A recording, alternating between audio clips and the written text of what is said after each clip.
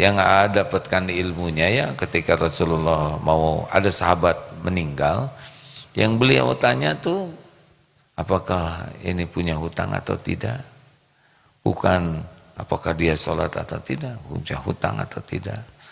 Lalu sahabat-sahabat mengatakan, oh iya dia punya utang, ya sholatkan saja. Rasul berangkat, waduh, para sahabat langsung rembugan. Tidak ada yang lebih pahit dari berharapnya hati kepada kita. Allahumma ftah lana hikmataka ya Allah.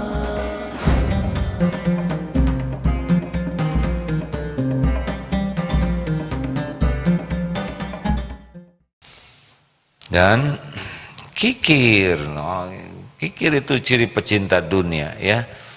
Kalau kita ingin tahu kita pecinta dunia atau pecinta akhirat, nanti kalau kita dapat rezeki, apa yang pertama kepikir dari rezeki ini? Misalkan keperluan kita sudah cukup, kita dikasih rezeki. Nah, kalau pecinta dunia, dia lebih sibuk ingin menyimpan semua uangnya. Dia merasa aman dengan tabungannya. Tapi yang sudah mencintai akhirat, nah, dia akan sebagian itu akan dia nafkahkan di jalan Allah. Dia punya uang tambahan itu langsung senang. Saya punya ladang amal. Nah, orang kikir tidak bisa dia. Dia lebih ingin ngumpulin semuanya, simpen, padahal dikemanain ya. Mati juga nggak dibawa. Ya kalau pikir-pikir itu ya, ada orang yang pontang, panting, pentong, pentung. Waduh, sibuk sekali. Padahal sebetulnya sudah cukup. Sudah lebih dari cukup bahkan. Tapi sampai waktu ibadah tidak ada. Ingin beli ini, ingin punya itu, ingin beli tanah di sana, ingin punya aset di situ. Ingin terus meningkat. Sebetulnya tidak sepenuhnya salah sih ya. Kalau mau dipakai amal soleh. Ingin punya tanah di sana. Nanti mudah-mudahan ini bisa diwakafkan sebagian. Ini nanti saya bisa membelikan itu. Ini untuk memberi makan, ini untuk beasiswa. Nah, harusnya kita ingin tuh karena supaya banyak amal. Tapi sekarang lihat ada yang terus segala ditabung, dikumpul-kumpul. Terus mau kemana? Kan? Mati juga nggak dibawa. Tabungan nggak dibawa. Di dunia untuk makan aja dia nggak berani ngeluarin. Untuk beli obat sehat aja nggak berani tuh. Beli madu, wih mahal. Beli habatus sauda, mahal. Bahkan untuk dirinya sendiri juga. Tapi ketika sudah dipaksa oleh Allah lewat sakit, dia keluarin tuh uangnya dengan kecewa. Padahal dia nyari uang pontang-pantingnya mau apa? Mati nggak dibawa. Kita pasti mati kok. Pasti mati kita ini dan pasti nggak dibawa nih dunia ini.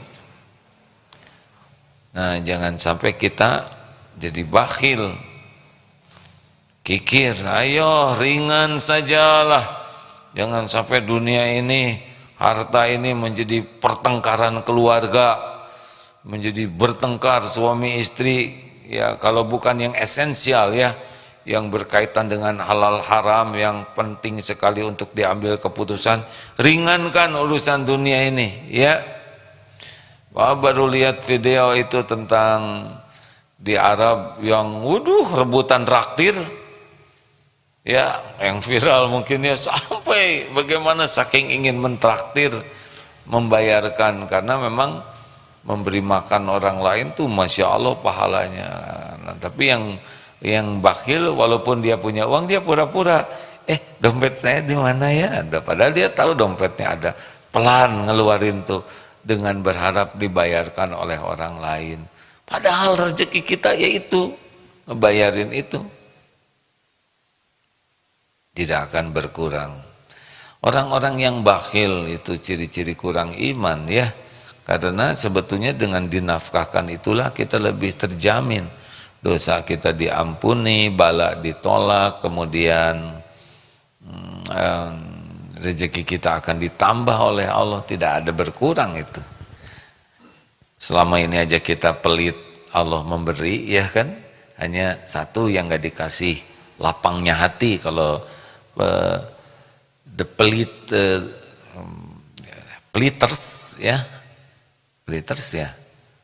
ya, penggemar pelit itu kan, peliters, bakilers, ya kan, zoomers yang ngezoom, followers yang memfollow, peliters, bakilers, pediters,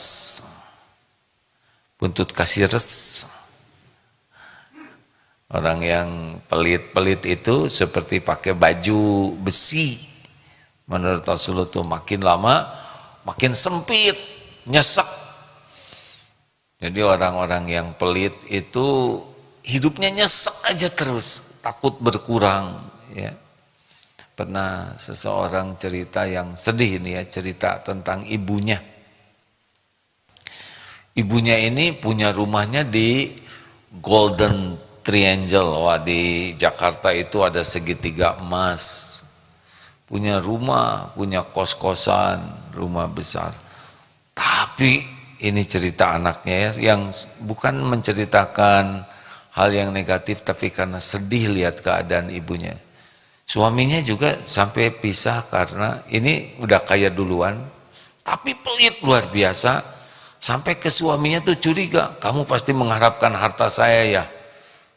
Lebih baik dicerai daripada nanti jatuh ke suaminya. Nah, diurus ini oleh pembantunya. Dicurigai pembantunya juga. Ini makannya aja sedikit. Karena sayang, kadang dengan telur, nasi rames. Kalau anaknya ngirim makanan, gak mau dimakan. Tahu apa katanya? Kamu pasti mau ngeracun ibu ya, pengen warisan. Gitu. Sedih anak-anaknya tuh. Kalau ibunya sakit ditelepon, Pak, kamu ngecek kan supaya ibu lekas mati. Gitu. Ini cerita betulan hadirin. Anaknya tuh sedih karena ibunya tuh luar biasa. Bahkan yang paling menderita itu anak-anaknya kalau ibunya lupa nyimpen kunci. Kan uangnya itu disembunyikan. Nah, suatu saat lupa. Waduh, nyangka anak-anaknya itu yang menyembunyikan. Begitulah siksaan. Padahal rumahnya sangat ya representatif di tempat yang mahal. Tapi kalau Allah mencabut sifat kedermawanan dan menanamkan kebakilan, menderita luar biasa. Jadi jangan bangga yang banyak tabungan, itu derita tuh.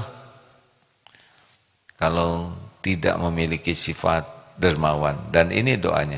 Allahumma inni a'udzubika minal hammi wal hazan wa a'udzubika minal azzi wal kasal wal bukhli wal jubni wal bukhl. Terus wadola iddaini wa gola. Oh, ini ada dua doanya ya Allah.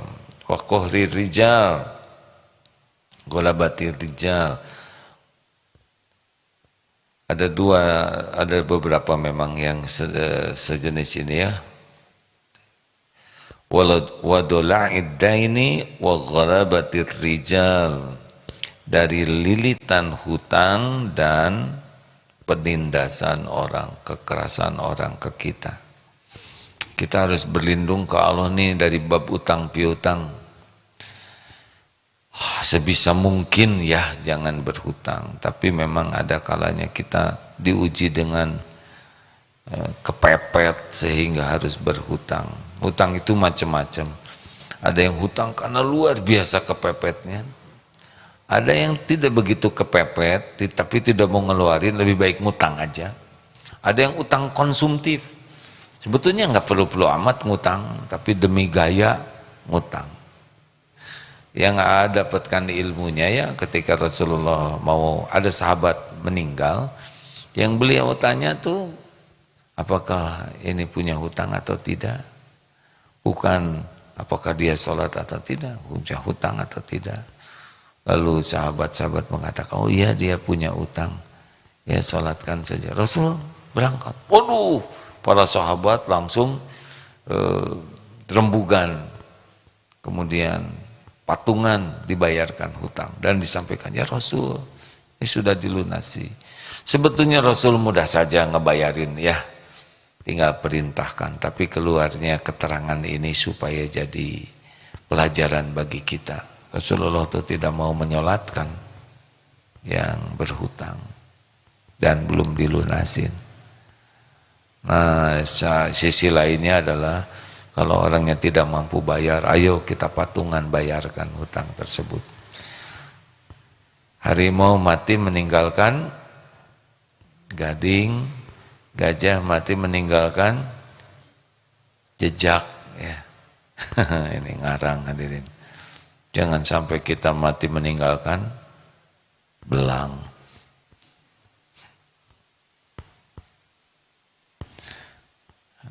Kalau hutang tulis juga supaya anak-anak kita bisa tahu. Oh, suatu saat ada yang menarik sekali. Ini yang hutang ke BMT tidak mau bayar aja. Padahal dia mampu. Tidak ada kekerasan. Jadi gimana ya, nanti lagi. Padahal BMT uang orang ya, bukan uang Baitul Mal. Itu adalah uang orang yang ditabung, dipinjam. Lalu disampaikan, jadi nanti maaf Pak, karena Bapak menunda terus, kan kita tidak tahu ajal kapan menjemput. Jadi nanti pilih anak Bapak yang mana yang akan menanggung utang ini. Puk, langsung tuh. Anak-anak Bapak yang kecil-kecil yang mana yang nanti akan menanggung utang Bapak kalau Bapak memang berat membayar utang ini. Dia mikir anaknya masih kecil-kecil harus nanggung nanti karena dia mampu bayar. Nah, jangan berhutang lah, apalagi demi gaya ya. Halo, jaket udah, jaket sekarang banyak jaket bekas ya. Kalau ingin mereknya merek yang mahal, tulis aja pakai spidol. Kalau masalah merek, kan sebetulnya tidak semua ya. Cuma ada yang hidupnya kurang pede kalau nggak pakai yang bermerek itu. Padahal sepatu itu ya intinya adalah ngelindungin kaki ya. Tidak bisa dipungkiri ada yang merek bagus tuh karena kualitasnya. Ya kalau sanggup beli, ya belilah. Tapi kalau memang kita tidak sanggup beli yang bermerek, tapi kita perlunya melindungi kaki, ya secukupnya saja. Jangan sampai ngutang demi merek, ya kan? Katanya itu Superman tuh CD-nya bermerek ya, makanya dipakai di luar begitu. Astagfirullahaladzim. Udah sekarang Superman yang terbaru katanya udah bener makanya ya. Udah nggak usah dibayangkan. Saya juga suka heran kenapa ini ya. Para film-film Superman tuh CD-nya di luar. Rupanya mereknya bagus. Pakai kaos kaki bingung kalau bermerek. Ya nggak? Karena kan sebagian masuk ke sepatu, sebagian ketutupin celana. Maka solusi terbaik kalau kaos kakinya bermerek adalah sepatunya dipakai kaos kaki ya. Aduh, udahlah, biasa-biasa aja lah.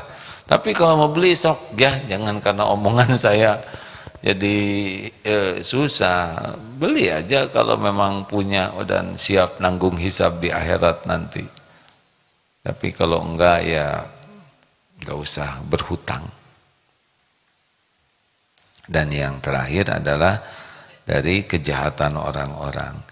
Jadi gini ya, setiap orang yang mau berbuat buruk kepada kita itu makhluk-makhluk Allah semuanya, siapapun dia. Dan Allah berkuasa atas segala-galanya. Kalau kita berlindung kepada Allah, Siapapun yang mengancam kita, baik terang-terangan maupun sembunyi-sembunyi, diketahui oleh Allah. Tidak ada yang berniat buruk yang tidak diketahui Allah. Tidak ada rapat gelap yang tidak disaksikan Allah. Allah tahu semua rencana jahat. Dan kenapa Allah tahu? Karena semuanya diketahui oleh Allah. Tidak ada tempat buat bersembunyi. Tidak ada bisik-bisik yang tidak terdengar. Wa asiru qaulakum awizharu bih innahu alimun bidati sudur. Dan rahasiakan wa asiru qaulakum, kata-katamu, awizharu bih, atau engkau jaharkan, sesungguhnya Allah tahu isi hati kita. Maka pelindung kita hanya Allah Subhanahu wa taala. Kita berlindung kepada Allah, hasbunallah wa ni'mal wakil, ni'mal maula wa ni'man nasir. Kita pasrahkan diri kita, karena diri ini juga milik Allah ya. Kita yakin Allah yang menguasai segala-galanya. Kita pasrahkan total kepada Allah sambil kita patuhi perintah Allah. Nah, Allah tahu siapa di antara hambanya yang berlindung kepadanya. Ada hamba yang petantang-petenteng, ada hamba yang sok jago, ada hamba yang sok hebat, tapi ada hamba yang betul-betul berlindung ke Allah. Nah, inilah yang akan dilindungi Allah. Kalau Allah melindungi, ya tidak ada yang bisa mencelakakan. Loh, saya sudah berlindung ke Allah, tapi saya batu tetap kena jidat nih. Ya, pasti terjadi dengan izin Allah dan ada hikmahnya. Ya, tidak ada yang dikecewakan oleh Allah. Kalaupun tetap terjadi misalkan sesuatu kepada kita, padahal kita sudah yakin dan berlindung ke Allah, nanti Allah akan membuka di hati kita tuh hikmahnya yang membuat kita tidak tertekan, tidak menderita dengan kejadian yang tidak kita inginkan. Kenapa? Karena hati kita sudah dibuka. Ma asaba min musibatin illa biiznillah wa may yu'min billah yahdi qalbah. Tak ada satupun musibah yang menimpa kecuali dengan izin Allah, dan barang siapa yang yakin kepada Allah, yahdi qalbah. Wallahu bikulli syai'in alim. Allah buka hatinya, dan Allah Maha mengetahui segala-galanya. Surat At-Taghabun ayat 11.